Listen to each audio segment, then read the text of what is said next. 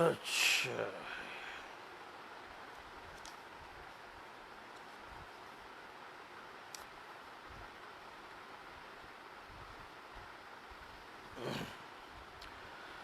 اعوذ باللہ من الشیطان الرجیم، بسم اللہ الرحمن الرحیم۔ يا أيها الناس اتقوا ربكم الذي خلقكم من نفس واحدة وخلق منها زوجها وبث منهما رجالا كثيرا ونساء واتقوا الله الذي تساءلون به والأرحام إن الله كان عليكم رقيبا وآتوا اليتامى أموالهم ولا تتبدلوا الخبيث بالطيب ولا تأكلوا أموالهم إلى أموالكم إنه كان حوبا كبيرا وإن خفتم ألا تقسطوا في اليتامى فانكحوا ما طاب لكم من النساء مثنى وثلاث ورباع فإن خفتم ألا تعدلوا فواحدة أو ما ملكت أيمانكم ذلكم أدنى ألا تعولوا وآتوا النساء صدقاتهن نحلة فإن طبن لكم عن شيء منه فكلوه هنيئا مريئا ولا تؤتوا السفهاء أموالكم التي جعل الله لكم قياما وارزقوهم فيها واكسوهم وقولوا لهم قولا معروفا وابتلوا اليتامى حتى إذا بلغوا النكاح فإن آنستم منهم رشدا فادفعوا إليهم أموالهم ولا تأكلوها إسرافا وبدارا أن يكبروا ومن كان غنيا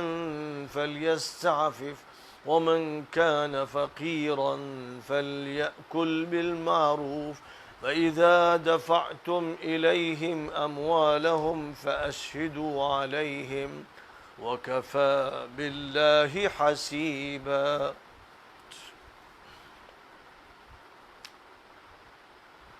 تخلیق انسانی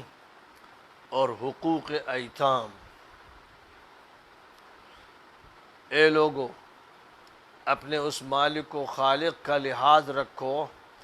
جس نے تم کو ایک جان سے پیدا کیا اور اس سے اس کا جوڑا بنایا اور ان دونوں سے بہت سے مرد عورت دنیا بھر میں پھیلا دیے، اور اس اللہ سے ڈرتے رہو جس کے حوالے سے تم مانگتے ہو، اور رشتوں کا خیال رکھو، بے شک اللہ تعالیٰ تمہارا نگراں ہے۔ اور یتیموں کو ان کے مال حوالے کرو، اور گھٹیا چیزوں کے بدلے ان کی اچھی چیزیں مت لو، اور ان کے مال اپنے مالوں کے ساتھ خلط ملط کر کے کھاؤ، یہ بڑا سخت گناہ ہے۔ اور یتیم لڑکیوں سے نکاح میں تمہیں خلاف انصاف اقدامات کے اندیشے ہیں تو دیگر خواتین سے جو تمہیں بہتر لگے، دو دو سے، تین تین سے اور چار چار سے نکاح کر لو، لیکن اگر تعدد ازواج میں تمہیں عدل و انصاف کے تقاضے پورے نہ کر پانے کا اندیشہ ہو تو صرف ایک سے نکاح کرو،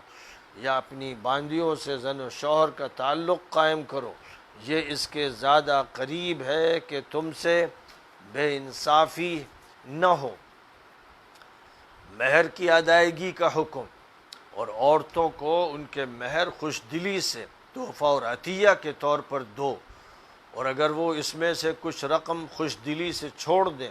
تو اسے خوشگواری اور سازگاری سے استعمال کرو۔ مالی اعتبار سے بچوں اور نوجوانوں کی نگہداشت، اور کم سمجھ نادانوں کو، اپنے بچوں اور یتیم بچوں کو جن کی سمجھ ابھی پختہ نہیں ہوئی ہے، اپنے مال حوالے نہ کرو جس کو اللہ تعالیٰ نے تمہارے انتظامات کا ذریعہ بنایا ہے، اور اس مال سے ان کے کھانے پینے اور اوڑھنے پہننے کا انتظام کرو، اور ان سے اچھی اور بھلی باتیں کہو، اور یتیم بچوں اور بچیوں کا جائزہ لیتے رہو، جب وہ شادی کی عمر کو پہنچ جائیں یعنی بالغ ہو جائیں تو اگر تم ان میں راستی اور درستی دیکھو تو ان کے مال ان کے حوالے کر دو، اور ان کا جو مال تمہارے تصرف اور تولیت میں ہے اسے جلد بازی کے ساتھ اور فضول خرچی کرتے ہوئے نہ کھاؤ، اس خیال سے کہ وہ بڑے ہو جائیں گے تو ان کے حوالے کرنا پڑے گا، اور جو خود مالدار ہو اسے ان کے مال سے پرہیز کرنا چاہیے، اور جو کفیل نادار ہو وہ مناسب طریقے پر اپنی ضرورت پوری کرے، پھر جب ان کے مال ان کے حوالے کرو تو ان کے سامنے اس کی گواہی لے لو، اور یوں تو حساب کے لیے اللہ ہی کافی ہے، اللہ کے محاسبے کا خیال ہر طرح کی بدعنوانی سے محفوظ رکھتا ہے۔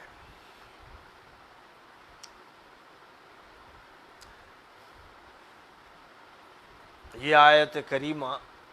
سورۃ النساء کی ابتدائی آیات ہے۔ اب سورۃ النساء کا آغاز ہو رہا ہے، اور جو آیات ابھی پڑھی گئی ہیں یہ آیات کریمہ آیت نمبر 1 سے آیت نمبر 6 تک ہے۔ 6 آیات کریمہ اس سورہ کی ابھی پڑھی گئیں اور ان کا ترجمہ پیش کیا گیا، اور آیات میں جو مضامین ہیں عنوانات سے ان کو نمایاں کرنے کی کوشش کی گئی۔ النساء کے معنی خواتین کے ہوتے ہیں، سورۃ النساء خواتین کی سورہ، سورۃ البقرہ اور سورۃ آل عمران کے بعد یہ بڑی صورتوں میں سے تیسری سورہ ہے، اور سورہ فاتحہ کو شمار کرتے ہوئے چوتھی سورہ ہے۔ اس سورہ کا نام سورۃ النساء خاص طور پر اس لیے رکھا گیا ہے کہ اس سورہ میں اللہ تعالیٰ نے خواتین کے سلسلے میں بہت سے اہم احکامات دیے ہیں۔ اگرچہ یہ سورہ صرف خواتین کے مسائل سے متعلق نہیں ہے، اس سورہ میں وراثت کے احکامات بھی بیان کیے گئے ہیں، اس سورہ میں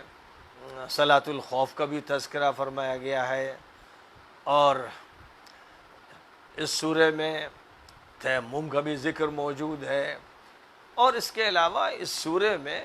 اسلامی نظام سیاست کا اور اسلامی نظام حکومت کا اور اسلامی نظام عدالت کا تذکرہ بھی فرمایا گیا ہے۔ تو اس اعتبار سے سورۃ البقرہ میں اللہ تعالیٰ کی طرف سے جو ایک جامع دستور عطا فرمایا گیا، اور جس میں اصل خطاب یہودیوں سے کیا گیا اور مسلمانوں سے کیا گیا، اور جس میں یہودیوں کے عروج اور زوال کی کہانی سنائی گئی، اسباب عروج کے کیا تھے، اسباب زوال کے کیا تھے، ان کا تذکرہ کیا گیا، اس پس منظر میں کہ اب مسلمانوں کو بحیثیت ایک امت کے برپا کیا جا رہا ہے، اور اللہ تعالیٰ کی طرف سے ان کو زندگی کا ایک نظام عطا کیا جا رہا ہے، ان کو ایک دستور دیا جا رہا ہے، اور جس دور میں یہ دستور دیا جا رہا ہے وہ دور اسلامی حکومت کے قیام کا دور ہے۔ نبی اکرم صلی اللہ علیہ وسلم مکہ مکرمہ میں 13 سال رہنے کے بعد جو دور پورا کا پورا مظلومیت کا تھا، جب مدینہ منورہ ہجرت کر کے تشریف لے گئے تو مدینہ منورہ کے ابتدائی ایام انتظامات میں گزرے، اور اس کے بعد اسلامی حکومت کا نظام قائم ہوا، جس کے لیے اللہ تعالیٰ کی طرف سے جو بنیادی ہدایات دی گئیں وہ سورۃ البقرہ میں ارشاد فرمائی گئیں، اور پھر سورہ آل عمران میں سن 9 ہجری کے دور کا کچھ تذکرہ اس طرح ہوا کہ جب مکہ مکرمہ فتح ہو چکا تھا، گویا ملک فتح ہو چکا تھا، اس وقت یمن کے شمالی علاقے نجران کے عیسائیوں کا جو وفد آیا تھا اس سے بات ہوئی، تو یہ بات جس پس منظر میں ہو رہی تھی وہ اسلامی حکومت اور اسلامی نظام کے عروج کا زمانہ تھا۔ اب یہ کہ اسلامی نظام کا جہاں تک تعلق ہے اس میں ایک طرف تو عبادات کا ایک نظام ہے، معاشرتی نظام ہے، مالیات سے متعلق نظام ہے، سودی اور غیر سودی نظاموں کے فرق کو واضح کیا گیا ہے۔ سورۃ البقرہ میں معاشرتی مسائل کا تذکرہ کیا گیا، سماجی مسائل کا تذکرہ کیا گیا۔ سورۃ البقرہ میں جہاد کا بھی تذکرہ فرمایا گیا، تفصیلی احکام روزے کے بارے میں دیے گئے، حج کے بارے میں دیے گئے، اور اس کے بعد آگے چل کر پھر مجاہدانہ کارروائیوں کے بارے میں ہدایات دی گئیں، اللہ کے راستے میں خرچ کرنے کے سلسلے میں ہدایات دی گئیں، اسلامی مالیاتی نظام کا ایک خاکہ پیش کیا گیا، اور غیر سودی معاشی نظام کے بارے میں اعلانات کیے گئے۔ تو سورہ بقرہ میں یہ بنیادیں فراہم کر دی گئی تھیں، اور پھر سورہ آل عمران میں ایک حصہ وہ ہے جو جنگ احد کے بعد اترا۔ یہ یوں سمجھنا چاہیے کہ ایک ایسے دور کی تصویر کشی کی گئی جو دور ابتلا کا تھا، آزمائش کا تھا، جس میں مسلمانوں کو ایک ہزیمت کا سامنا ہوا۔ جنگ بدر میں عظیم الشان فتح کے ایک ہی سال کے بعد مسلمانوں نے احد کے میدان میں جو منظر دیکھا وہ شکست کا منظر تھا، جس سے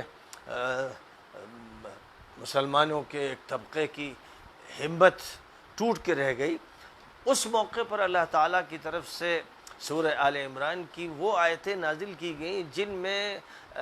فتح و شکست کے فلسفے کو بیان کیا گیا، فتح کے اسباب کا بھی تذکرہ کیا گیا، شکست کے اسباب کا تذکرہ کیا گیا، اور ساتھ ہی ساتھ یہ بات بھی ارشاد فرما دی گئی کہ یہ ایک عارضی صورتحال ہے، اور یہ عارضی صورتحال ایک تجربے سے گزارنے کے لیے ہے، تربیت کے لیے ہے، اصلاح کے لیے ہے، اور آئندہ بڑے مرحلوں کی تیاری کے لیے ہے۔ اس لیے سورت کے اختتام پر مستقبل کے سلسلے میں بڑی واضح ہدایات دی گئیں کہ کون سا وہ طریقہ کار ہے جس کو اختیار کر کے مسلمان پھر آئندہ غالب آ سکتے ہیں۔ اس طرح سے سورہ بقرہ میں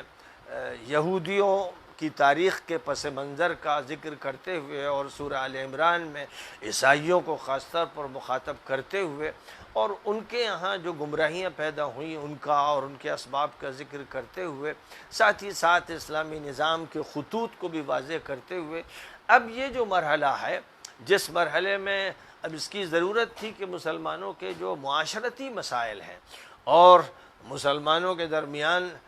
جنگ احد میں 70 شہادتوں کے بعد جو میراث کے مسائل ہیں ابھی تک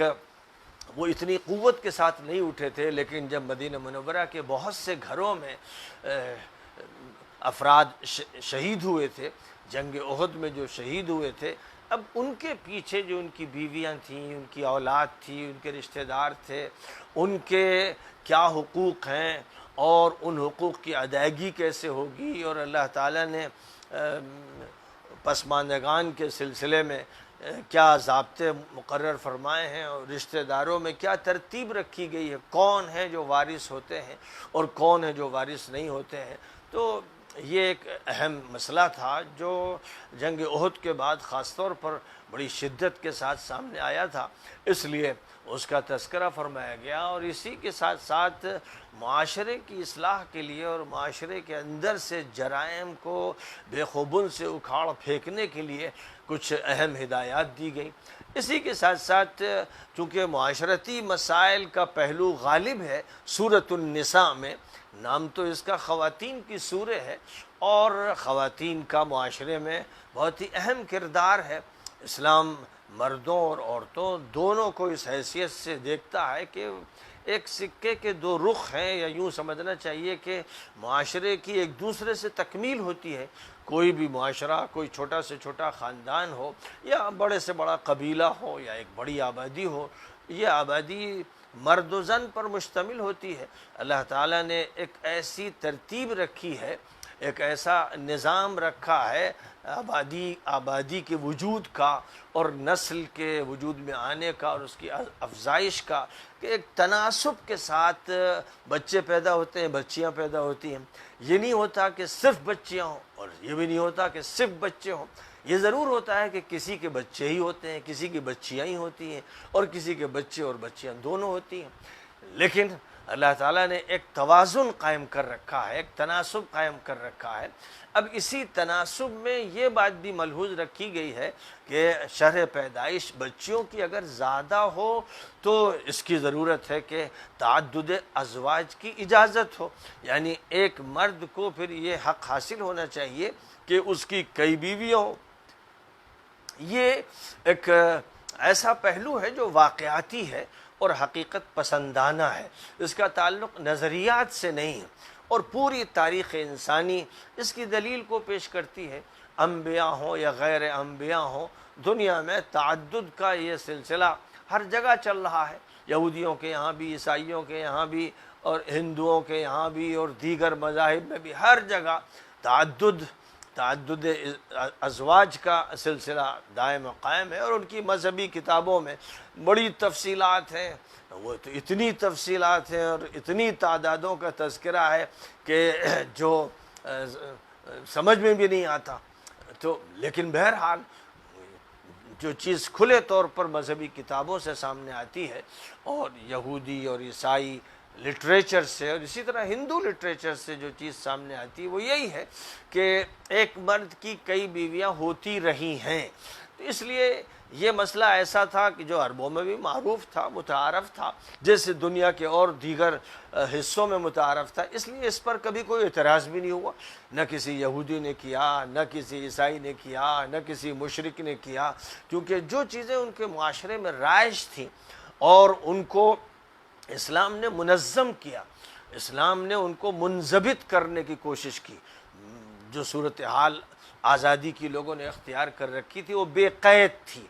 اب ضرورت اس کی تھی کہ معاشرہ منضبط ہو، منظم ہو، مرتب ہو، ایسا نہ ہو کہ اس کو شتر بے مہار بنا کر چھوڑ دیا جائے۔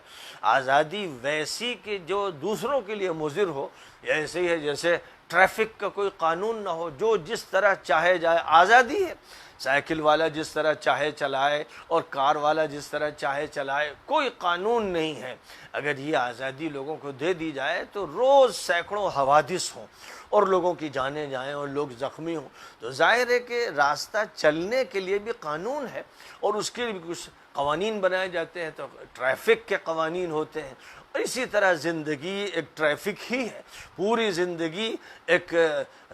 روش ہے، ایک راستہ ہے جس پر لوگ چل رہے ہیں۔ اس راستے کو منظم ہونا چاہیے، اس میں بدعنوانی بھی نہیں ہونی چاہیے اور انارکی کسی حالت میں نہیں ہونی چاہیے، اور تمدن کا یہی اصول ہوتا ہے۔ اسی طرح دستور اور قانون کا یہی کام ہوتا ہے کہ وہ پوری سوسائٹی کو منظم کر دیتا ہے، اور سوسائٹی کو شتر بے مہار بنا کر نہیں چھوڑتا، ایک بیل اور سانڈ کی شکل میں نہیں چھوڑ دیا جاتا۔ ایک انسان جو اشرف المخلوقات ہے، اس کے تمدن کی جو ضروریات ہیں وہ پوری طرح ملحوظ رکھی جاتی ہیں۔ اس لیے بہرحال کسی بھی سوسائٹی میں مردوں اور عورتوں دونوں کی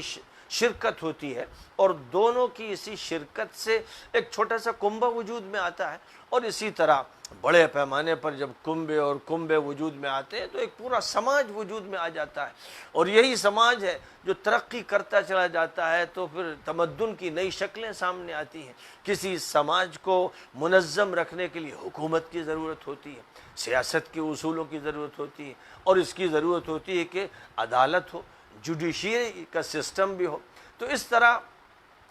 کسی بھی زندگی کو متمدن بنانے کے لیے اور ترقی کے راستے پہ اس کو ڈالنے کے لیے اور تنظیم کے لیے ضروری ہے کہ عدالتی نظام بھی ہو، سیاسی نظام بھی ہو، حکومتی نظام بھی ہو، اور اسی کے ساتھ ساتھ مختلف ڈپارٹمنٹس ہوں جو زندگی کے مختلف شعبوں کی دیکھ ریکھ کریں، اور انسان کی جتنی بھی ضروریات ہیں ان کا تعلق انسان کے کھانے پینے سے ہو، انسان کے لباس و پوشاک سے ہو، انسان کے رہن سہن سے ہو، مکان سے ہو، دکان سے ہو،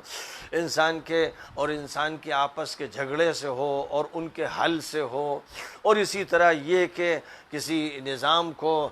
بہتر شکل میں بنانے کے لیے کسی حکومت کے قیام سے ہو، پھر اس حکومت کے نظام سے ہو۔ یہ ساری چیزیں انسانی تمدن کے لیے ضروری ہیں، اور انسانوں نے ہر دور میں کسی نہ کسی شکل میں اس نظام کو اختیار کیا ہے۔ تو اس اعتبار سے سورۃ النساء جو ہے یہ سورۃ البقرہ اور سورۃ آل عمران کے ان موضوعات کی تکمیل کرتی ہے جو موضوعات تمدن سے متعلق ہیں، جو نظام زندگی سے متعلق ہیں، اور پھر خاص طور پر جن کا عدالت سے، حکومت سے، سیاست سے تعلق ہے،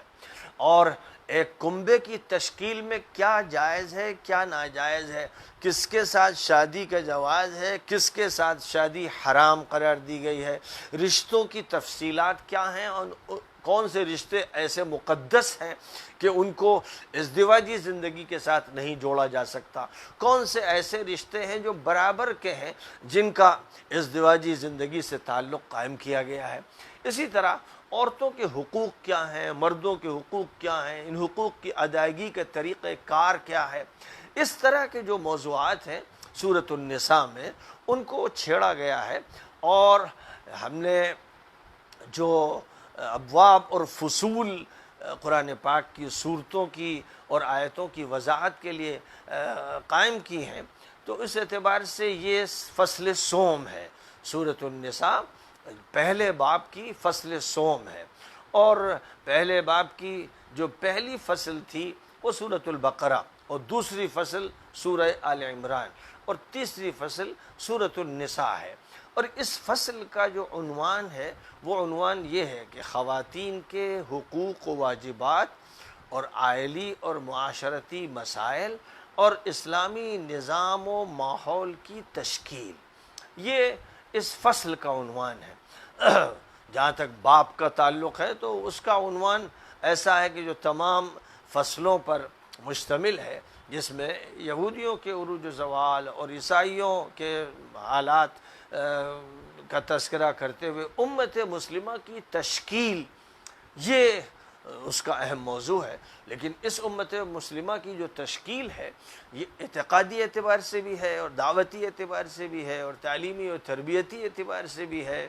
اور یہ معاشرتی اعتبار سے بھی ہے، اور معاشی اعتبار سے بھی ہے، اور سیاسی اور انتظامی اعتبار سے بھی ہے۔ یہ سارے پہلو ہیں جن پہلوؤں کو ترتیب کے ساتھ ان صورتوں میں پیش کیا جا رہا ہے۔ اب چونکہ یہ سورہ خواتین کے سورہ کے نام سے موسوم کی گئی ہے، اس لیے یہاں پر اللہ تعالیٰ نے انسانی خاندانوں کے آغاز کی تاریخ کی طرف اشارہ فرمایا ہے۔ یہ سورہ شروع ہوتی ہے اس آیت کریمہ سے جس آیت کریمہ کو حضور اکرم صلی اللہ علیہ وسلم جب بھی نکاح کا خطبہ دیتے تھے تو نمبر 1 پر پڑھتے تھے۔ اس کے بعد آپ سورہ آل عمران کی ایک آیت پڑھتے تھے، سورہ احزاب کی ایک آیت پڑھتے تھے، لیکن پہلے آپ اس آیت کو پڑھتے تھے کیونکہ یہ آیت بتاتی ہے کہ انسانی زندگی کا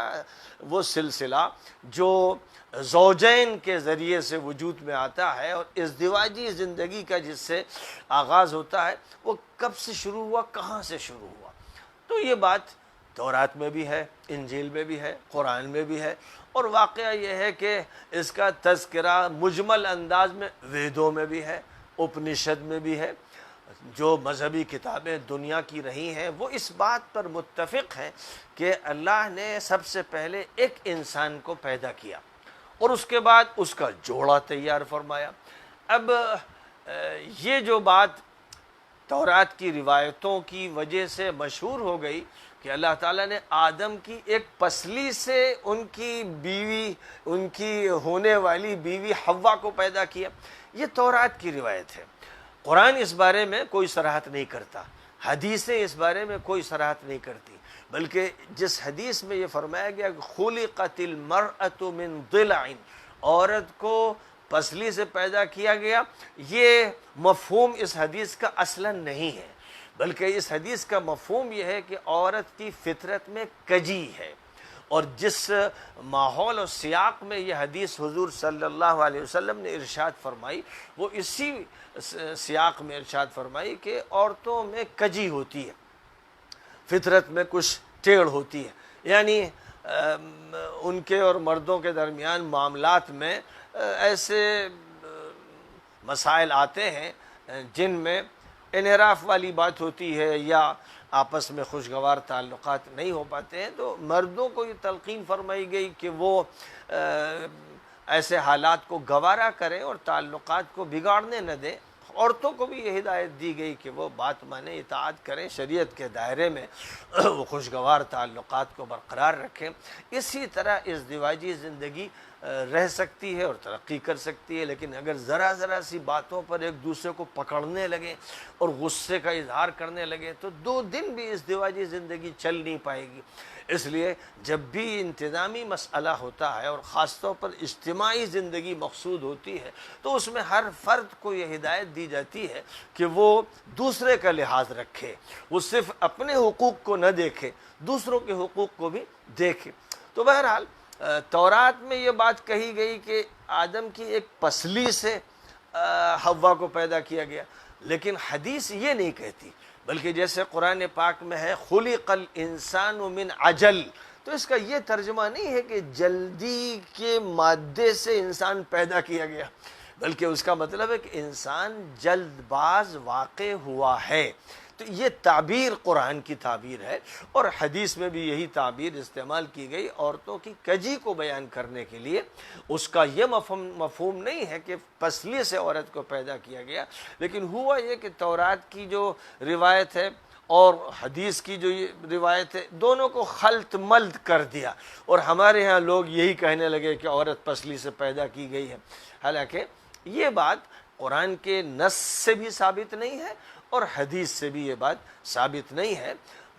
بظاہر ایسا لگتا ہے کہ جس طرح اللہ تعالیٰ نے آدم کا پتلا بنایا اور ان کے اندر روح ڈال دی، ایسی حوا کا بھی پتلا بنایا گیا ہوگا اور ان کے اندر روح ڈال دی گئی ہوگی، یا اور کوئی سی بھی شکل اختیار کی گئی ہو۔ خلق منہا زوجہا جو ہے کہ اس نفس سے ان کی زوج کو پیدا کر دیا گیا، اس میں وہ امکان بھی ہے جو تورات میں ذکر کیا گیا، لیکن قطعی نہیں ہے۔ بہرحال یہاں یہ بات ارشاد فرمائی جا رہی ہے کہ سب سے پہلے 2 انسان تھے، ایک مرد اور ایک عورت، اور ان 2 انسانوں سے پھر جو نسل کا سلسلہ چلا ان میں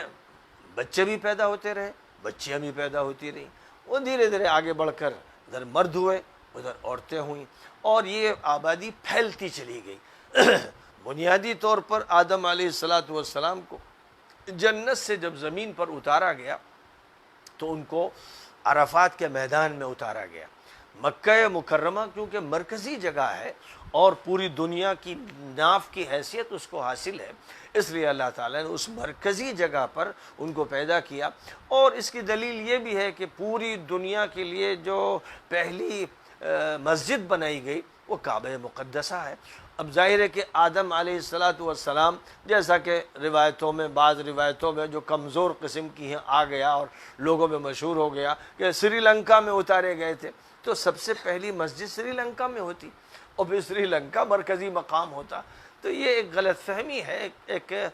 غلط روایت کی شہرت ہو گئی ہے۔ جو صحیح روایت ہے وہ یہی ہے کہ اللہ تعالیٰ نے مکہ مکرمہ میں آدم اور حوا کو اتارا، اور مکہ مکرمہ کو پوری دنیا میں سب سے پہلے آباد کیا گیا، اور سب سے پہلا جو گھر اللہ کے لیے تعمیر کیا گیا، ظاہر ہے کہ آدم اللہ کے نمائندہ تھے اور اللہ نے اپنی عبادت کے لیے ان کو بھیجا تھا، تو اب ان کو جو سب سے پہلی فکر ہوئی ہوگی وہ یہی کہ ایک مسجد تعمیر کی جائے جہاں اللہ کی خاص طور پر عبادت کا اہتمام ہو، ایک مرکز توحید قائم کیا جائے۔ اس لیے آدم علیہ السلام نے اب کتنے عرصے کے بعد اور کس طرح، بظاہر ایسا معلوم ہوتا ہے کہ آدم علیہ السلام کے ساتھ فرشتوں کی مدد رہی ہوگی، اور فرشتوں کی مدد کے ساتھ اس گھر کی تعمیر کی گئی ہوگی، کیونکہ اکیلے آدم تو پوری عمارت کو اٹھا نہیں سکتے تھے، اس لیے ان کے معاونین فرشتوں کی شکل میں رہے ہوں گے یا کچھ جن ہوں گے جو ان کے تابع ہوں گے، اور ان سب نے مل کر کعبہ مقدسہ کی تعمیر کی ہوگی۔ تو بہرحال آبادی اس پہلے خاندان سے، اس پہلے وجود سے، پہلے مرد اور عورت سے وجود میں آنی شروع ہوئی، اور پھر یہ آبادی پھیلتی چلی گئی، اور دھیرے دھیرے لوگ آگے بڑھتے گئے اور مختلف علاقوں میں ان کی آبادی قائم ہوتی چلی گئی۔ اللہ تعالیٰ نے اس کا تذکرہ اس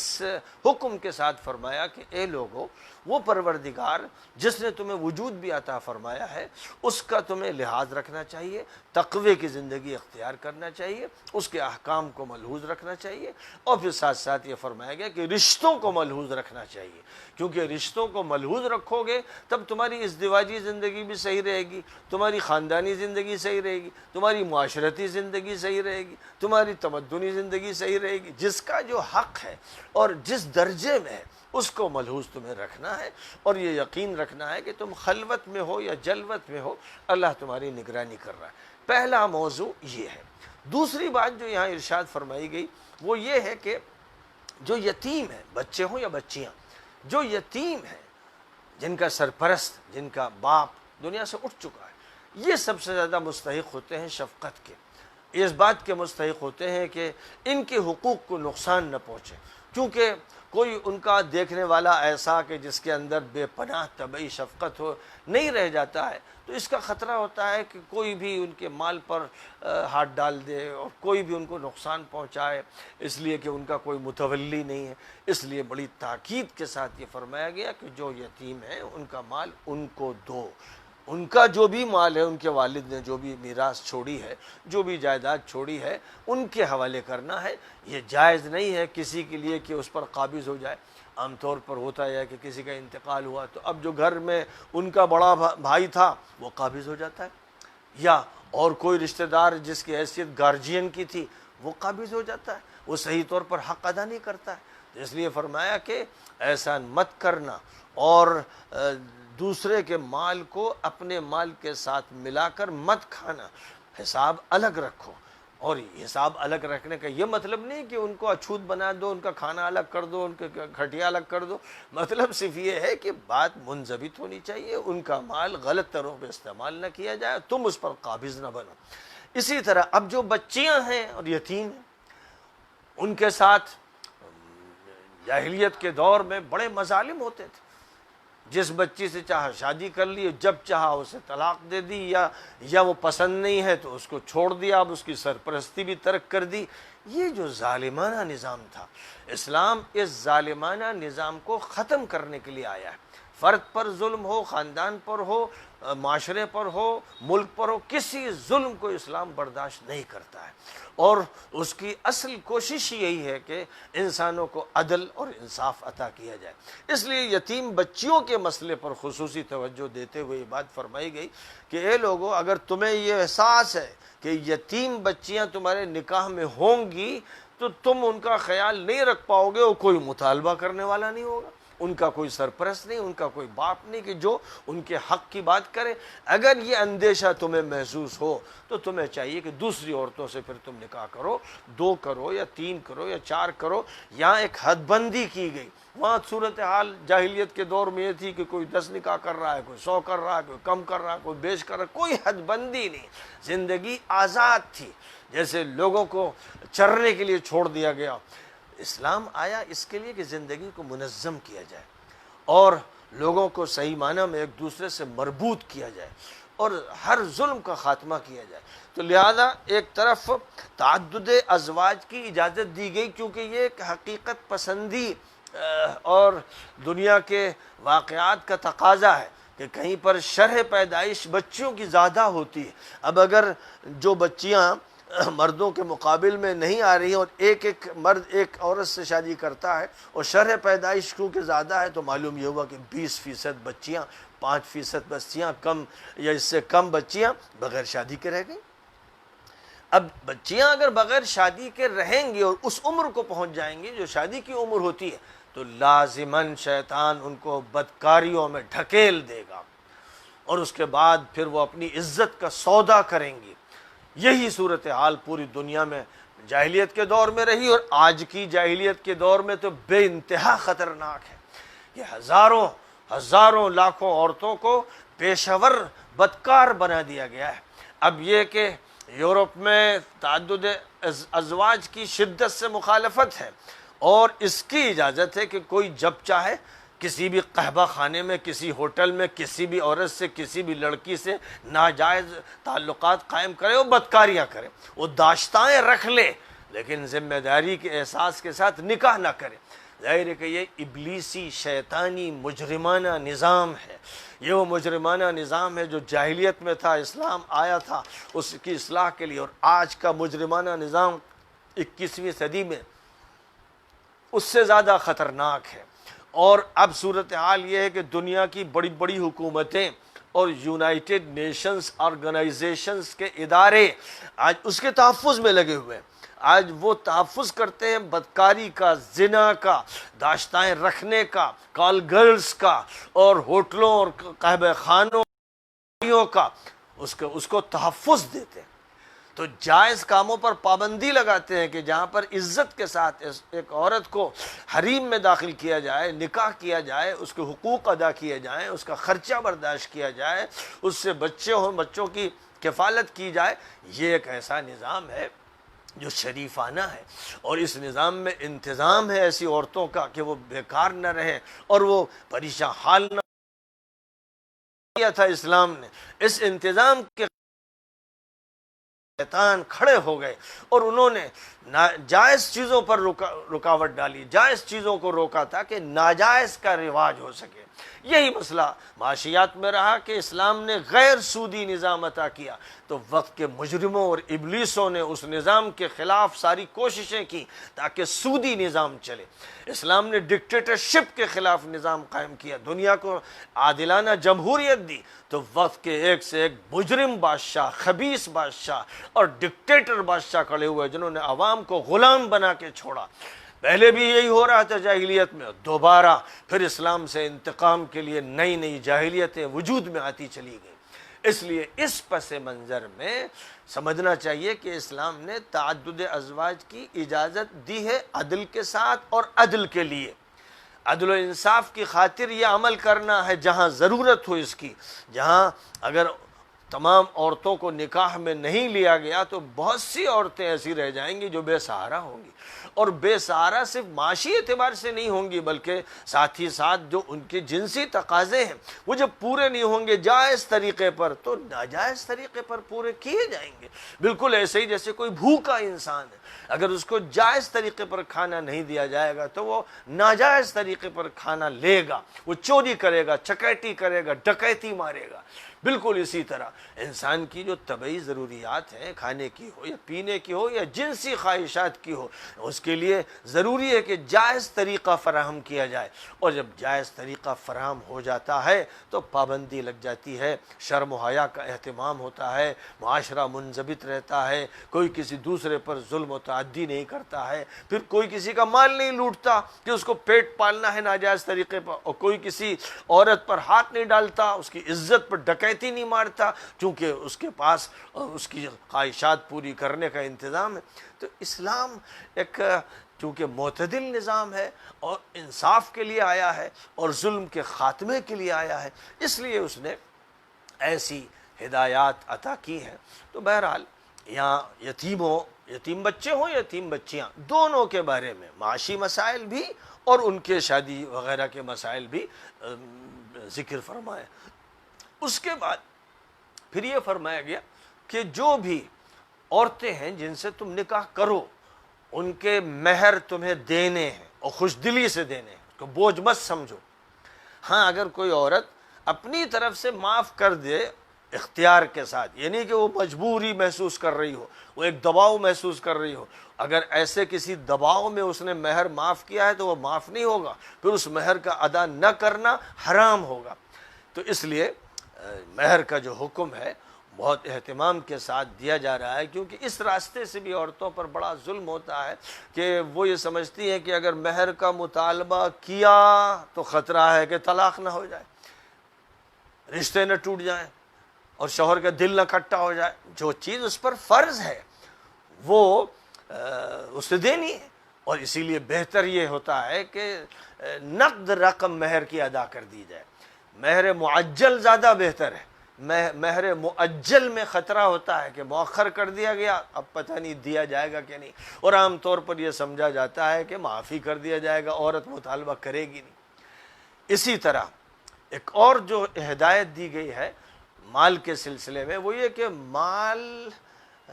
یتیم بچوں کا ان کو دینا ہے، اور اپنے جو بچے ہیں ان کا جو حق ہے وہ بھی دینا ہے، لیکن اس کو ملحوظ رکھنا ہے کہ اگر بچے ابھی کم عمر ہیں اور پیسہ ان کے ہاتھ میں دینے سے خطرہ ہے کہ وہ بگڑ جائیں گے، فساد میں مبتلا ہو جائیں گے، پھر وہ چاٹ کھائیں گے، ہوٹلوں میں جائیں گے، ادھر ادھر چیزوں کے استعمال کرنے کے عادی بن جائیں گے، اور